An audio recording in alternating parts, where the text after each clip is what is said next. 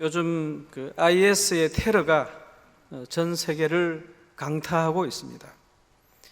중동은 물론이고 그 아프리카, 그다음에 유럽, 심지어 아시아에 있는 그 인도네시아, 최근에는 지금 필리핀에서 테러가 발생되었습니다. 이 IS 이 사람들은 그 이슬람교를 믿고 있는 종교인들이죠. 근데 이들이 이제 막대한 자금력을 가지고 최첨단 무기를 가지고 있습니다. 미사일도 있고 전투기를 가지고 있습니다. 이것들을 가지고 이스라엘을 공격하고 있고, 그다음 이스라엘과 우호 관계에 있는 모든 나라들을 공격을 하고 있습니다. 그리고 이 이슬람은 전 세계를 다 이슬람화하겠다고 호언장담을 하고 있습니다. 그런데 이렇게 보니까 이 말이 빈말이 아닌 것으로 조금씩 여겨지고 있습니다. 그럴 가능성이 충분히 있다. 많은 전문가들이 그렇게 보고 있습니다. 이 이슬람이 가장 원수처럼 여기는 나라는 바로 이스라엘입니다. 이스라엘과 이슬람은 아주 4,300년 동안 원수처럼 지내왔습니다. 얼마 전에 아랍 국가에 있던 대통령이 저 이스라엘 모든 사람들을 지중해 바다에 다 수장시켜 버리겠다. 한 국가의 대통령이 어떻게 이런 말을 할 수 있겠습니까? 많은 논란이 되었죠. 이 이스라엘도 만만치 않습니다. 종종 이스라엘의 군인들이 아랍의 이 난민들, 이 무장하지 않은 난민들을 총으로 난사해서 수많은 사람들을 죽이는 그런 일이 일어났고 국제사회 지탄을 받아왔습니다. 여러분, 하나님을 믿는 이 이스라엘 사람들과 그 다음에 이 알라를 믿는 이 무슬림들 간의 이 전쟁은 몇 천 년 동안 이어져 내려오고 있어요. 지금도 싸우고 있습니다. 자, 그런데 이 원인이 어디 있을까? 오늘 읽었던 본문 창세기 16장에 있습니다. 그래서 창세기 16장 말씀을 오늘 한번 살펴보고, 그리고 이슬람에 대해서 좀 알아보고, 그리고 우리가 앞으로 어떻게 대처를 해야 될 것인가 함께 생각을 해보는 시간을 가지도록 하겠습니다. 오늘 16장에 보면은 이제 그 장면부터 나와요. 아브라함이 가나안 땅에 온 지 10년이 지났습니다. 하나님께서 이 불임의 상태에 있는 75세 먹은 아브라함에게 찾아와서 내가 너로 하여금 큰 민족을 이루도록 해주겠다. 그리고 너 민족이 400년 동안 또 어떤 나라의 지배를 받게 될 것이다. 굉장히 구체적으로 예언을 해 주었어요. 근데 10년이 지났습니다. 10년이 지났는데도 아무런 현실적으로 잡히는 게 없어요. 이 하나님께서 이 후손을 약속했다면은 하늘의 별과 같은 많은 자손들이 있게 할 것이라면은 빨리 지금 애가 하나 나와야 되거든요. 걔가 빨리 커서 결혼해서 자손을 퍼뜨려야 되는데 지금 전혀 그런 현실적으로 아무것도 나타나는 게 없습니다. 이때 그 아브라함의 부인 사라가 잔꾀를 씁니다. 잔머리를 씁니다. 어떻게 썼느냐면은 하나님이 내 남편에게 자식을 준다 그랬을 때 나를 통해서 준다는 그 약속은 안 했다는 것이죠.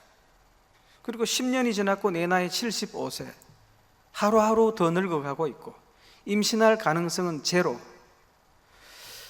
그런데 하나님께서 이 나를 통해서 준다는 약속을 안 했고 지금 현실적으로 내가 나이가 더 들어갔고, 이것은 하나님께서 나로 인해서 자식을 준다는 뜻이 아니다.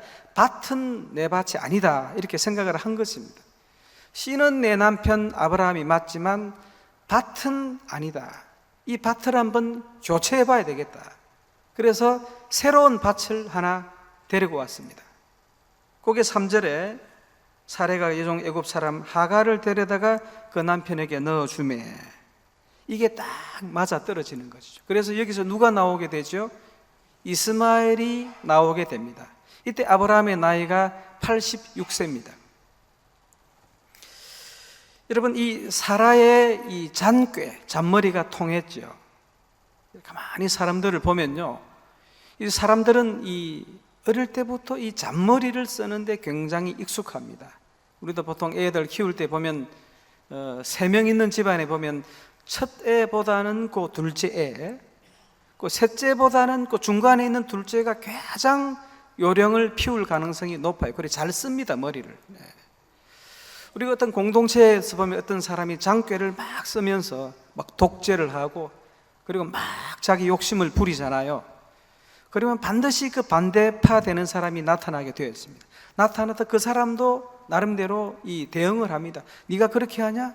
그럼 나는 이렇게 한다. 그러면서 사람도 불러 모으고 그리고 모의도 하고 어떤 그 지침도 내리고, 그래서 자기는 정당하게 그 장께 서는 사람에게 대응해서 정당하게 자기는 지금 이렇게 한다, 그렇게 합니다. 근데 그것도 보면은 어떻게 보면 잔꾀죠, 잔꾀.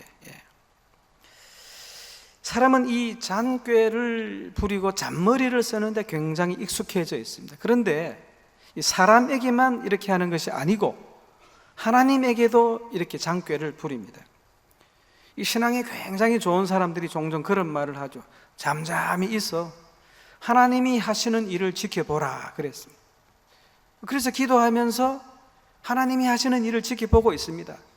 그런데 가다가 그 일이 조금이라도 잘못될 조짐이 보인다. 그러면 금방 났습니다.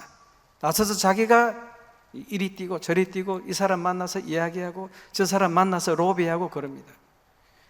잠잠히 하나님이 하시는 일을 지켜보라 그러면 하나님이 이 부분까지도 처리해 주시겠지 하고 바라보아야 되는데 인간은 그렇지 못하다는 것이죠.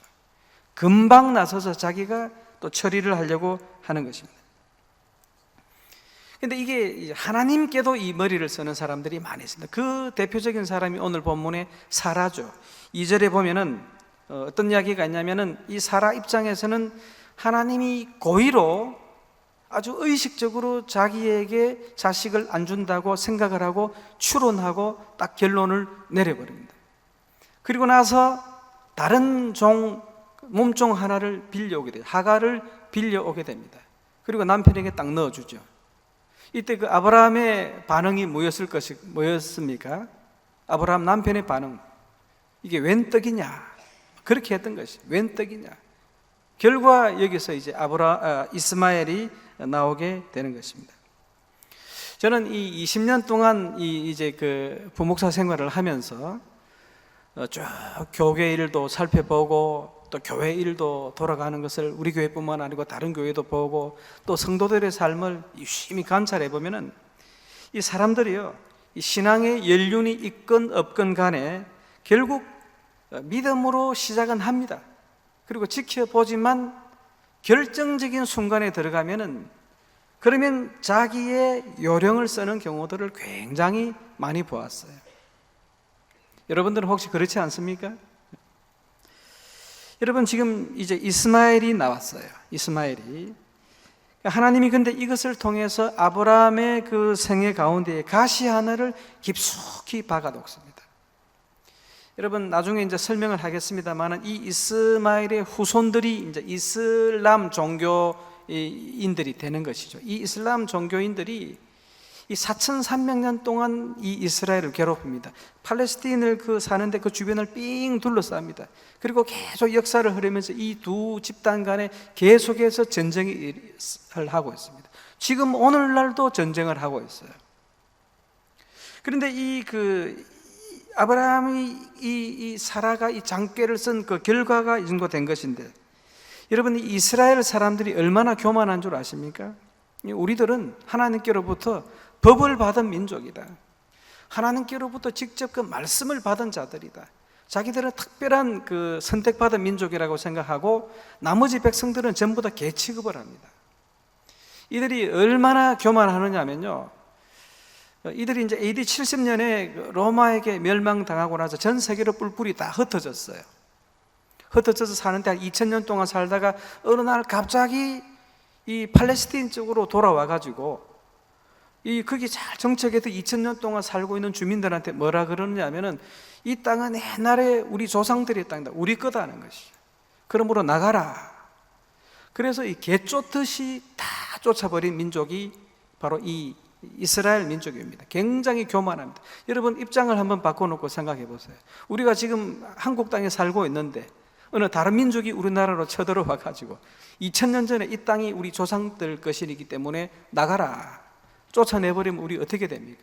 애들 자식들 데리고 그저 이제 국제 거지가 돼가지고 난민처럼 돼가지고 뭐 배를 타고 바다를 돌아다니고 좀 그런 입장이라고요. 이스라엘 백성들은 굉장히 교만한 사람들. 근데 하나님께서 국제적으로 이 교만한 이 이스라엘의 이스마엘이라고 하는, 이슬람이라고 하는 가시를 하나 딱 들어서 계속 찌르는 것이죠. 이 이스라엘 사람들이 하나님에 대해서 조금만 소홀히 여겨도 하나님께서 이 가시를 푹푹 찔러대는 거예요. 그들이 하나님을 버리고 우상에게 조금 가기만 가더라도 뭡니까? 하나님은 계속 그들을 매를 때리는 거예요. 2000년 동안 이들이 이 매를 맞아왔습니다. 근데 이 가시가 뭐냐? 이스마엘의 후손들인 이슬람이었습니다.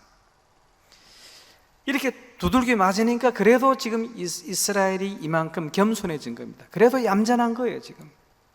옛날에 하나님께서 블레셋이라는 가시를 써서 이스라엘 사람들을 찔렀거든요. 근데 이 블레셋이라는 가시는 하나님이 조금 사용하다가 버렸어요. 모압이라는 가시도 사용하고 암몬이라는 가시도 사용하다가 다 버렸습니다. 근데 하나님께서 이 이슬람의 가시는 평생 쓸 겁니다. 계속 이스라엘을 찌르도록 할 거예요. 그래서 이 사람들이 계속 고통받으면서 마음이 겸손해지고 가난해서, 그래서 이 복음에 대해서 문을 열 수 있을 때까지 하나님께서 계속 이 가시를 쓸 겁니다. 여러분 로마서에 보면은 이 이스라엘이 언젠가는 예수 그리스도께로 돌아온다고 예언이 되어 있지 않습니까? 계속 매를 맞다가 아이고 우리가 예수 그리스도를 십자가에 못 박혀 죽이고, 그리고 우리가 하나님을 버린 결과로 이렇게 심판을 받는 거라 마음이 약해지고 약해져서 결국 예수 그리스도께로 돌아올 수 있는 여지를 만들기 위해서 하나님께서 이 이스라엘의 가시를 평생 쓰게 될 것이다.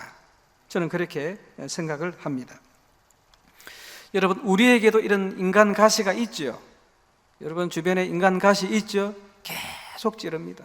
하나님 이것 좀 뽑아 주십시오. 하나님 여기서 제가 좀 벗어나게 해 주십시오. 아무리 기도해 보십시오. 백날 기도해 보십시오. 절대로 안 뽑습니다. 하나님이. 그 사람이 죽든지 내가 죽든지 둘 중에 하나가 죽어야 끝이 납니다. 뭔가 이유가 있어서 인간 가시를 계속 붙여놓는 경우가 굉장히 많이 있어요. 우리가 이 본문에서 또 하나 생각해 볼 것이 있는데, 이게 뭐냐면은 아브라함과 사라는 기다리는 데 실패했습니다. 기다리는 김에 조금 더 기다리지, 그걸 견디지를 못했던 거예요. 우리가 여러분 하나님을 믿고 살다가 어떤 결과를 보지 못하고 하나님께로 가는 경우들이 굉장히 많습니다. 아브라함 때부터 예수 그리스도께지 많은 하나님의 사람들이 그 예수 그리스도 메시아를 기다리고 기다리다가 결국 그것을 보지 못하고 하나님께로 간 사람들이 굉장히 많잖아요. 예수님이 재림한다 그랬습니다. 그런데 지난 역사 속에 많은 하나님의 성도들이 그 예수님의 재림을 못 보고 하나님께로 간 사람들이 굉장히 많습니다. 우리는 어떻습니까? 우리도 아마 그럴 가능성이 굉장히 높죠. 사람은요, 자기 일생 중에 어떤 중요한 결과를 반드시 자기 눈으로 보고자 하는 그런 속성이 있습니다. 그러나 그것을 못 보고 가는 사람들이 거의 대부분이라는 것입니다. 하나님 아버지, 제가 살아생전에 열심히 하나님의 일을 하다가 하나님이 부르시면 가겠습니다. 그러나 하나님께서 장차 예수 그리스도를 재림시킬 때 우리도 부활시킬 것을 저는 믿습니다. 여러분 이게 얼마나 멋있는 기독교 신앙 고백입니까? 근데 사람들은 그렇지 않아요. 자기 생전에 뭔가 재림을 보고 싶어요. 꼭 결과를 보고 싶어요. 그래서 여기서 재림주가 있다면 그걸로 푸르르 가고, 저기 또 이상한 게 나타나 그랬다면 절로 또 푸르르 가고, 꼭 자기 생애에 보려고 하는 경우들이 굉장히 많아요. 그러니까 이런 사람들 때문에 이단이 성행하게 되고 이 기독교 시한부 종말론들이 판을 치는 거예요. 하나님 아버지, 당신은 약속에 신실하신 분인 것을 내가 분명히 믿습니다. 제가 정해놓은 그 때가 아니더라도 하나님께서 반드시 이 약속을 이행하실 것을 믿습니다. 제 때가 아니면 제 자식 때라도 하나님이 약속을 지키실 것을 믿습니다. 하나님이 그리하지 아니하실지라도 저는 하나님을 신뢰합니다. 여러분, 이 기독교 신앙 고백이 얼마나 멋있습니까? 근데 사람들은 그렇지 않아요. 자기가 정해놓은 그 때에 반드시 그 결론을 보고자 합니다. 근데 대부분의 이 기독교인들은요, 우리 성도들은 그것을 못 보고 하나님께로 가는 경우들이 굉장히 많습니다. 여러분, 성도의 삶은 기다리는 삶입니다. 근데 이 성도가 기다리는 것을 못하면 안 돼요. 성도의 삶의 대부분은 기다리는 것입니다. 그래서 성도는 잘 기다릴 줄 알아야 됩니다. 여러분, 앞으로 잘 기다리시는 저와 여러분들이 될 수 있기를 간절히 축복합니다. 잘 기다려야 돼요. 네. 자, 이제 이스마엘이 태어났죠. 근데 창세기 25장에 보면은 이 이스마엘의 그 후손들 이야기가 나오고 그들이 어디에 거주했는가 그게 나옵니다. 그 창세기 25장 13절에 보면 이스마엘의 장자는 느바요시요, 그 다음은 게다리요 합니다. 쭉 그 12아들 이름이 나와요. 근데 그 느바요시 어디냐? 누구냐?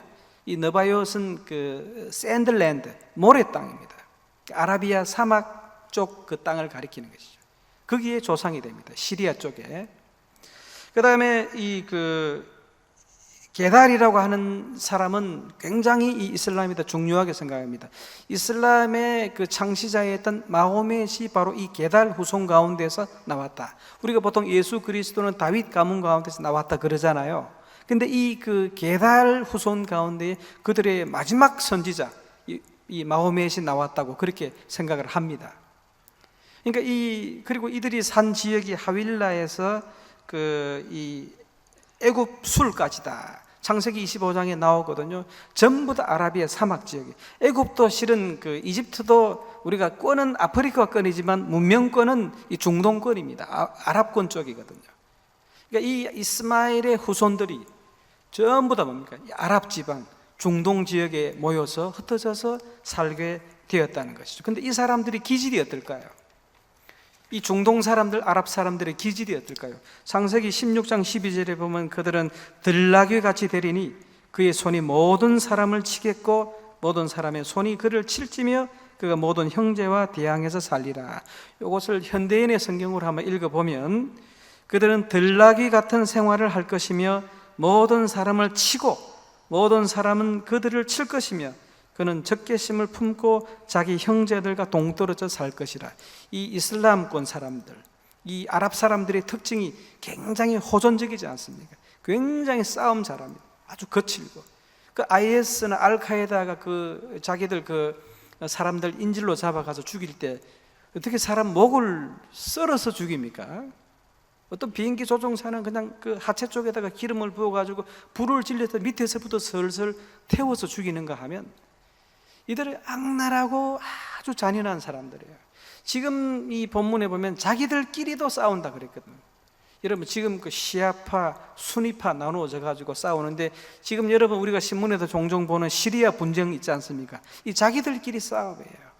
시아파 또 수니파 나누어 가지고 거기 이제 미국이 들어가고 또 러시아가 들어가고 나머지 중동 국가들이 하고 이번에 사우디아라비아가 또 어떻게 이게 이 중동 지역의 이 이슬람권 사람들은 계속 전쟁입니다. 피비린내 나게 싸우는 사람들이 바로 이 사람들입니다. 그런데 이 사람들이 이 이스마엘의 후손들이었다는 것이죠. 어떤 사람이 그런 말을 하더라고요.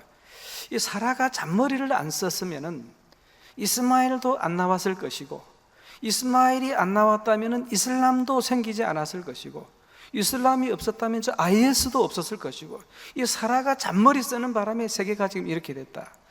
뭐 일리가 없는 것은 아니죠, 여러분. 자, 지금 이 아랍 사람들이 쭉 흩어져서 살고 있는데 여기서 어떤 한 사람이 나타나요. AD 570년에 모하멧이라는 사람이 나타납니다. 이 사람이 나타나서 이슬람 종교를 만듭니다.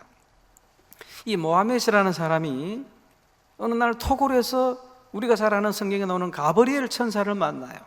이 가브리엘 천사가 알라의 뜻이다 하고 전해주는 것을 받아서 적습니다. 그리고 나온 것이 코란입니다. 코란. 자기들이 이슬람의 경제는 코란. 근데 이 코란은 성경하고는 완전히 다르죠. 성경은 이 40명이나 되는 사람이 약 1000년의 기간 동안 각각 다른 장소에서 써서 한 권이 됐거든요. 이 코란은 그렇지 않습니다. 이 코란은 이 마호멧이라는 한 사람이 한 장소에서 계시를 받아서 썼다고 되어 있거든요. 그런데 여러분, 이 코란이 그 당시 사람들에게 먹히기 시작했어요. 그러면서 이 코란이 중동 지역을 석권하고 그 다음에 아프리카, 유럽, 아시아까지 이 코란이 굉장히 많이 파급이 됐습니다. 영향력이 굉장히 커졌습니다. 이 당시에 미국은 들어가지 않았죠. 콜럼버스가 아메리카 대륙을 발견하기 전이기 때문에 코란에 미국까지는 안 갔지만 그러나 중동 지역, 아프리카, 아시아, 유럽 석권을 해버렸습니다. 여러분, 우리가 하나 알아야 될 게 뭐냐면은 이 이슬람이 나타나기 전에 그때의 전 세계의 종교는 거의 기독교였습니다. 거의 기독교였어요. 근데 이슬람이 나타나고부터 이 세계 종교가 어디로 변해가고 있느냐? 이슬람교로 변해가고 있습니다. 여러분, 우리가 잘 아는 사도 바울이 어디 교회에서 선교사 파송을 받았냐면은 안디옥 교회에서 받았어요. 안디옥이 어디냐? 시리아입니다. 중동 지역입니다. 아랍 지역이에요. 이게 무슨 말이냐면은 그 당시에 시리아 쪽에 있는 중동 지역에 크리스찬들이 많이 생겨났고 교회가 굉장히 왕성하고 부흥했다는 것이죠. 그래서 여기서 바울을 전도 선교사로서 파송을 한 거예요. 이게 무엇을 의미합니까?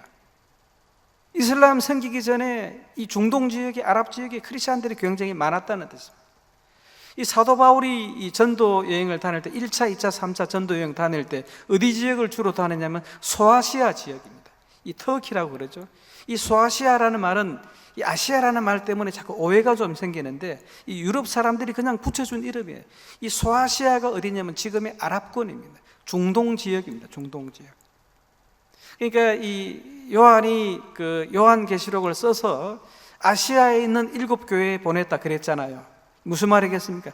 요한이 요한계시록을 써서 중동 쪽에 있는 크리스천 교회에게 이 편지를 보냈다. 이 이슬람이 있기 전에 이 중동 아랍 지역은 예수 그리스도를 믿는 사람이 판을 쳤어요.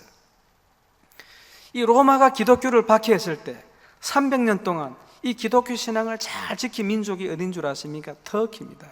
지금도 터키 여행 가보면 카타콤 여러분 볼 수 있죠. 300년 동안 이 동굴을 파고 숨어서 기독교 신앙을 지켜낸 민족이 중동 사람들이라고.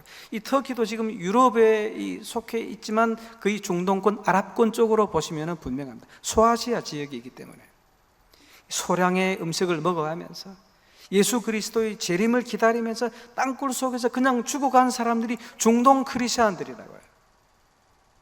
놀랍지 않습니까, 여러분? 이슬람이 있기 전에 이 예수 그리스도는 이 중동 지역에, 아랍 지역에 굉장히 많이 편만해 있었습니다. 그런데 이 신앙이 좋던 사람들이 전부 다 지금 뭡니까? 이슬람으로 싹 다 바뀌어버렸어요. 이 당시 서양에 있는 기독교가 지금으로 치면 캐톨릭이거든요. 캐톨릭.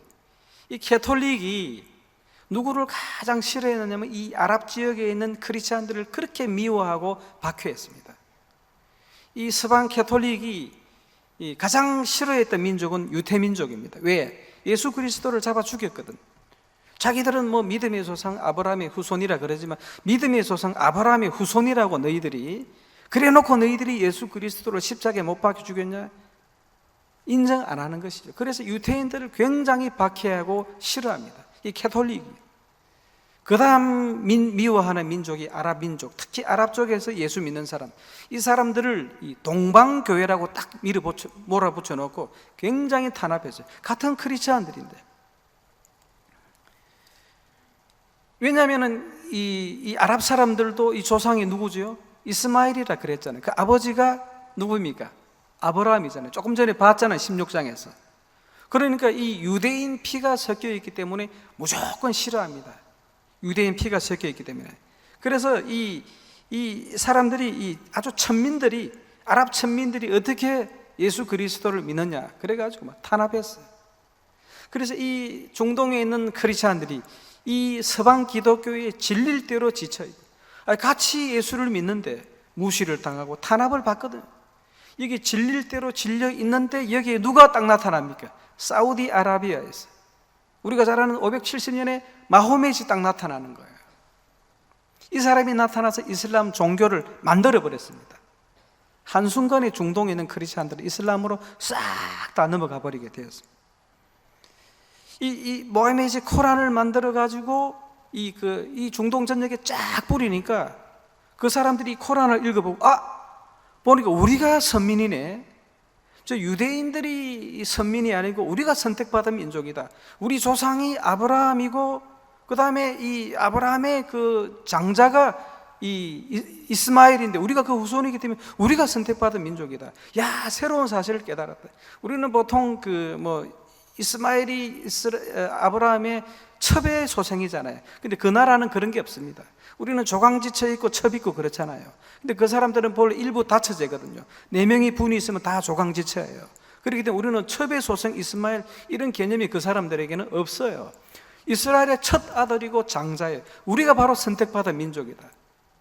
이 이슬람을 받아들이면서 그동안 받았던 기독교를 싹 반납하고 이 마호멧이 나온 지 100년이 지나서 기독교는 그 지역에도 초토화가 돼버렸어요. 초토화가. 참 심각하죠, 여러분. 이 역사적 사실을 아니까 여러분 충격을 받으셔야 됩니다. 이 사도행전에서 사도 바울이 선교했던 그 지역이 전부 다 이슬람으로 다 넘어가 버렸습니다. 그리고 지금 유럽이 어떻냐, 유럽 지금 거의 이슬람으로 다 넘어갑니다. 영국이라는 나라 여러분 아시죠? 영국이 본래 이 감리교회 창시 국가예요. 그 다음에 이 프로테스탄트 개혁교회 중에서 성공회를 성립시킨 나라입니다. 성공회도 같은 우리 크리스찬과 기독교고. 그런데 이 영국이 지금 이슬람화 돼 버렸습니다. 영국에 있는 교회 숫자보다 그 이슬람 사원 모스크 숫자가 더 많습니다. 완전히 넘어간 유럽에서 국가가 바로 영국입니다. 그 다음에 프랑스도 굉장히 심각합니다. 전 국민들이 거의 지금 이슬람화 되어 가고 있어요. 걔네들이 애들을 굉장히 많거든요. 프랑스에 있는 그 아랍 족속들이 애들을 계속 냅니다. 우리 크리스찬들도 요즘 결혼 많이 해가지고 애 3명씩 4명씩 낳아야 돼요, 여러분. 아가씨들 알겠습니까? 그래요. 지금 프랑스가 그런 입장에 있고, 그 다음에 캐톨릭의 그 바론진 이태리 같은 경우는 지금 거의 이 모슬림 인구들이 400만입니다. 우리나라보다 인구가 조금 많은데 400만을 육박하고 있어요. 전 유럽이 지금 이슬람의 물결로 뒤덮이고 있습니다. 거대한 산더미처럼 파도처럼 덮쳐서 지금 삼키기 직전에 있어요. 우리 아시아는 어떤 줄 아십니까? 인도네시아 같은 경우는 거의 모슬림으로 다 덮었습니다. 그 다음에 말레이시아. 제가 옛날에 안식년에 그 인도네시아에 가가지고 호텔에 머물다가 심심해가지고 밖에 나와서 그 로비에 있는 그 안내양하고 이렇게 이야기하는 중에 제가 그 무슬림을 좀 비판하고 그 기독교에 대해서 제가 좀 전도를 했어요. 그때 샘물교회 청년들이 그 알카에다가 잡혀가 죽기 바로 그 얼마 있지 않아서거든. 저도 잡혀도 죽을 뻔했습니다. 바로 신고가 들어와가지고. 그런 나라예요. 인도네시아, 말레이시아, 지금 필리핀이 그렇고 중국도 지금 굉장히 모슬림들이 많이 있습니다. 한국은 지금 어떨까요, 여러분? 한국 우리나라는 지금 현재 그 통계에 의하면 40만 명 있습니다. 우리 한국의 크리스찬 인구를 1000만으로 따졌을 때 약 20분의 1 정도. 그런데 이 이슬람이 가장 그 강력하게 지금 와신 상담 노리고 있는 국가가 한국입니다. 너무 이 기독교가 번성했거든요. 여기를 무너뜨리면 자기들 왕국이 성립된다 해도 호언장담하고 있습니다. 저희 아파트에도 지금 이슬람 사람이 하나 있어요. 한국 사람인데 제가 아침에 이제 새벽 기도를 하고 들어갈 때 이걸 본 모양이에요. 말을 걸어오더라고요. 자기 모슬림이라고. 한국 사람이에요. 자, 여러분, 이런 그 추세로라면은 2050년이 되면 전 세계 인구의 3분의 1이 무슬림들이 됩니다. 이 추세대로 나간다면은 전 세계 인구의 3분의 1이 이슬람 종교가 된다는 것이죠. 여러분, 우리가 이슬람을 우습게 보면 안 됩니다. 굉장히 지금 그들이 몰려오고 있습니다. 우리가 대비를 해야 됩니다. 이제 한국 교회도 이슬람에 대해서 눈을 떠야 돼요, 지금. 그리고 교인들에게 가르쳐야 돼요. 그리고 기도를 시켜야 됩니다.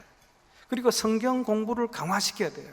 성경 강해를 더 강화시켜야 돼요. 왜냐하면 이 성경을 모르면 이 코란에 거의 다 넘어가 버립니다. 코란이요, 이 마호메트이 종교적인 천재예요. 굉장히 정교하게 아주 논리정연하게 만들었습니다. 성경을 모르고 이 코란을 보면 꼴딱 그대로 다 넘어가 버리게 됩니다. 그렇기 때문에 이 교회에서는 성경 공부와 성경 강의에 굉장히 더 집중해야 됩니다. 모르면 넘어가게 되어 있어요. 여러분, 한국 교회는 지금 복음을 수호해야 되는 가장 강력한 국가입니다. 하나님이 한국을 세웠어요. 이렇게 기독교가 번성하고 교회가 많고 그리고 이 선교사들을 가장 많이 파송하는 국가가 한국이거든요. 지금 땅끝까지 복음을 전하라 그랬는데 지금 이슬람이 땅끝까지 지금 코란을 전하고 있는 그런 시점에 있습니다. 우리 한국 교회에 대한 사명이 굉장히 그러나 큽니다. 복음을 수호할 뿐만 아니고 이슬람을 정복해서 복음을 땅끝까지 전해야 될 사명이 우리나라에 있어요. 여기서 땅끝이라고 하는 것은 이슬람권을 가리킵니다. 지금 안 들어간 지역은 없거든요, 복음이. 저 이슬람을 무너뜨리고 예수님이 우리에게 주신 명령, 땅끝까지 복음을 전해야 될 사명을 우리가 갖고 있는데 흐리멍텅하게 이슬람이 그렇게 무서운 줄도 몰라요. 지금 코앞에 우리 아파트에도 지금 와 있는데. 여러분, 한국도 이 독특한 민족입니다. 한국이 이슬람에게 여러분 질 것 같습니까? 우리나라 민족이 굉장히 독특하고 개성이 강한 민족입니다. 이 반만년, 이 5,000년 동안의 그 세계의 열광들 속에서 다 버티고 살아났잖아요. 이 북한 보세요. 지금 우리 민족이거든. 세계를 공포 속으로 지금 몰아넣고 있잖아요. 우리 핏줄이라고요. 우리도 만만치 않은 국가입니다. 이슬람에게 호락호락하게 당하지는 않아요. 근데 우리 이런 기질을 가지고 뭐 해야 되겠습니까? 복음을 땅끝까지 이슬람을 제치고 전해야 되지 않겠습니까? 여러분, 그렇게 생각 안 드십니까? 예. 어쨌든 이 복음을 지키고 복음을 만방에 전할 수 있도록, 이슬람을 넘어서 전할 수 있도록 우리가 기도를 해야 되고 그리고 준비를 해야 됩니다. 꼭 그와 같은 사명을 잘 감당할 수 있는 우리 교회가 되고 또 저와 여러분 될 수 있기를 주님의 이름으로 간절히 축복합니다. 기도하겠습니다. 하나님 아버지, 이슬람이 저렇게 밀려오고 있는데, 이슬람이 저렇게 강력한데 저들이 오히려 땅끝까지 이 코란을 전하고 있는데, 과거에 이 기독교의 모든 땅을 점령해버렸던 그 기세를 가지고 몰려오고 있는데 한국교회가 좌시하지 않도록 하나님 역사하여 주시옵소서. 우리 한국교회가 저들을 극복해서 땅끝까지 복음을 전하는 사명 끝까지 잘 감당할 수 있도록 하나님 인도하시고 역사하여 주시옵소서. 예수님 이름으로 기도합니다. 아멘.